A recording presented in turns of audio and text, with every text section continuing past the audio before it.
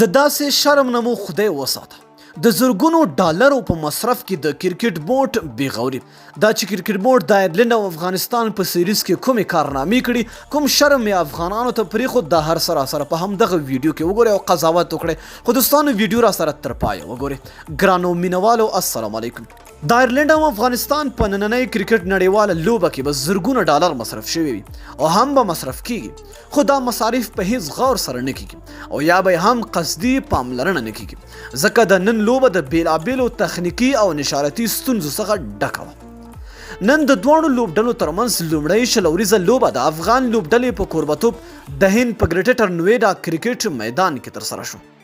دا لوبه افغان لوبډلې د باران په وجه د کرکټ د قانون له مخې په 11 منډو وګټل د افغانستان کرکټ بورډ اوس د نړیوالو سیالیو د ترسره کولو لپاره بودیجه لري خو بیا هم دا نننۍ لوبه د تخنیکي او نشراتي ستونزو سره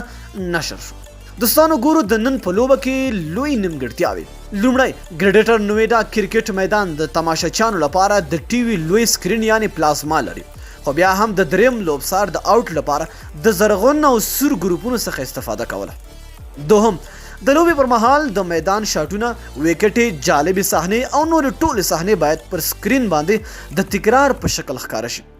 خو نن داسې نه وه فقط یوازې د یو څو شاټونو او ویکټو تکرار ښکاره کیده دریم کمنټري باکس اوس هم د بنگلاديش د کرکټ د ډیزاین څخه استفاده کیږي چې کرکټ بورډ د دې ډیزاین لپاره هیڅ کوم نوې هڅه نه ده کړې چې د افغان کرکټ د سیالیو لپاره د ټي وي کمنټري باکس نوې ډیزاین جوړ کړي څلورم د دې ترڅنګ کله چې بل لوبغاړی آوټ شو نو د بل لوبغاړی نوم به راغلی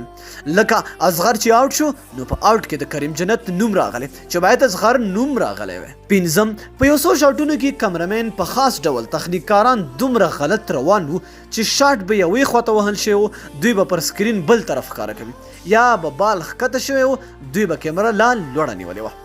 شپږم د ټولې لوبې پر مهال د لوبې اواز د ټي وي څخه تر صحنې مخکې راوتی یعنی داسې چې کله به ویکټ یا شاټ راغی نو اواز به یوه یا 2 ثانیې مخکې راوتلی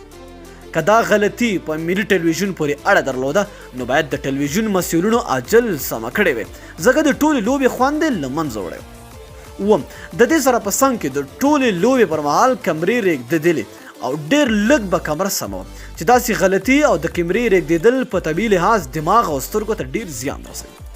دا ټوله هغه نقطې وي چې د نن په لوبه کې په تخنیکي او نشراتي برخه کې ولیدل شو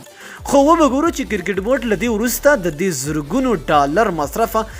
بیا ارزونه کتنه او یا هم د سمون کومه هڅه کوي او که نه